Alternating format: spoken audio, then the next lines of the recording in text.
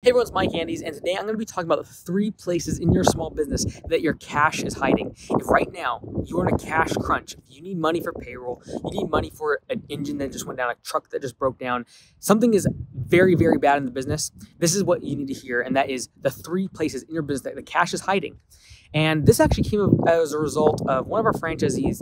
They joined Augusta Nation like 6-7 months ago, and they've been doing really well. They've actually almost doubled the size of their business and the revenues over the past 6-7 months. This is our first spring rush, when you get a lot of growth in your business with lawn care and landscaping. So they've almost doubled, and that's great. But as I've said on this channel before, growth sucks cash. When you're growing a fast business, you're growing a business and it's quickly growing, you're getting more employees, more trucks, your revenues are growing, growth sucks cash. And so he calls me, or he texts me and was like, hey man, I got this $7,000 engine that I got to buy for the truck that just went down. And I need this truck because we got all these jobs, and how am I supposed to make revenue if I don't have any trucks? And $7,000 is the bill for this engine, and he needs it relatively quickly.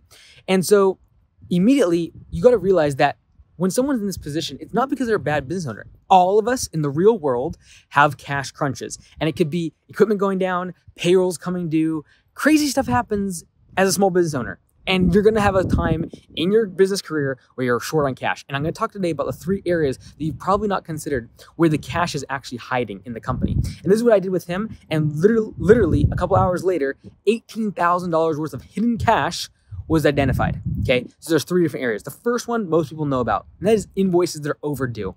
These are people that you have done the work for, and they're a month, 2 months overdue, and they just never sent you a check. You didn't have a card on file, and now they owe you literally 30, 60 days later, and they owe you a good chunk of change because it's a big project.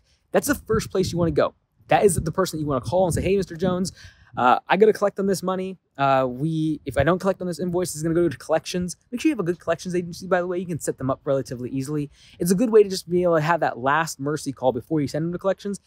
People will pay, especially if they have good credit. They don't want that dinged.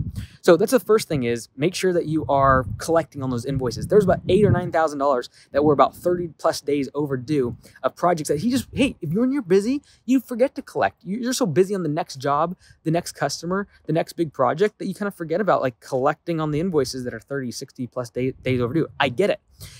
Then the next place, the second area that is not as commonly thought about, is in progress jobs. And so what I told him is like, hey, are there any jobs right now that we can go complete, that we can finish? Like, are there any jobs that you're kind of halfway done, almost completed, that we could go out and knock out in the next day or 2?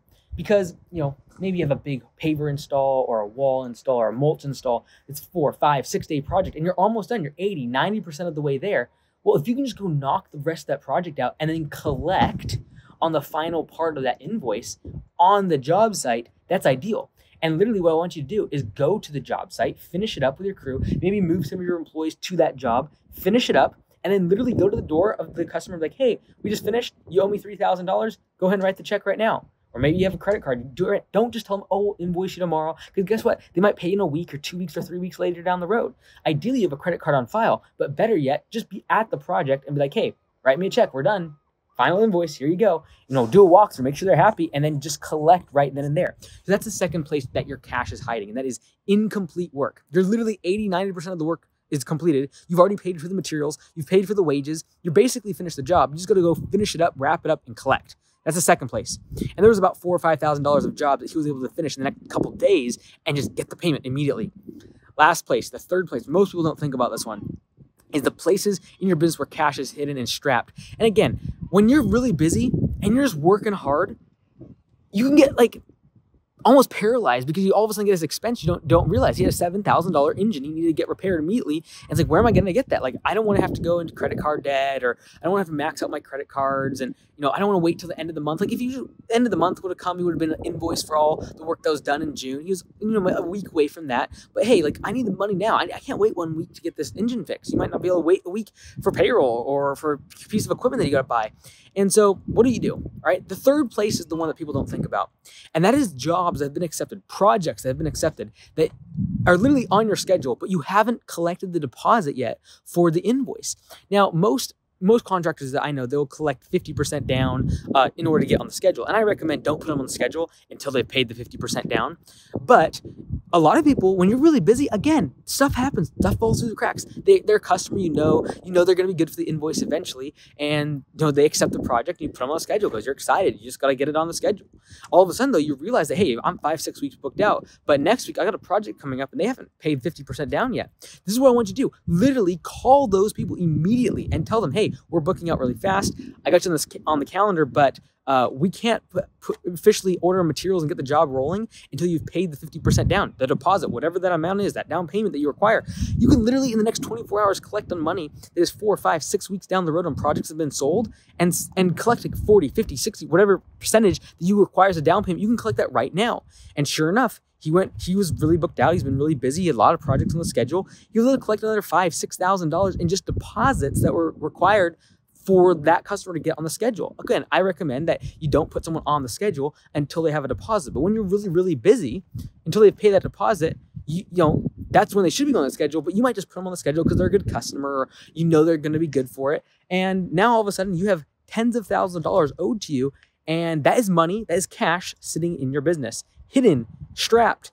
And if you are looking for a quick fix, a quick way to get cash, these are the 3 things you want to look at. Number 1, invoices that are overdue. Number 2, jobs that are incomplete, almost completed. And if you just complete the last little part of it, you can then collect on the rest of the payment, collect on the rest of the invoice. The 3rd place is jobs that have been sold and are on the schedule, but you're supposed to collect that 50% down, that 25% down, whatever it is. There's literally cash just sitting there waiting for you to collect on it, and that is how you can get out of a short-term cash crunch. Obviously, the long-term goal, everyone that's in the comments saying, you got to have three months of reserves in cash. Of course you do. That's the perfect scenario. That's when you have a mature company that's doing really well. When you're growing, you're really scrappy, and you're putting every dollar back in your business, you're going to have times when you hit short-term cash crunches, and that's going to happen in your business. So these are the 3 areas you want to look at to get that immediate kind of fix for the business when it comes to cash. I talk a lot about cash flow in other areas. Check this video out here. It'll be helpful as well. And I wish you all the best.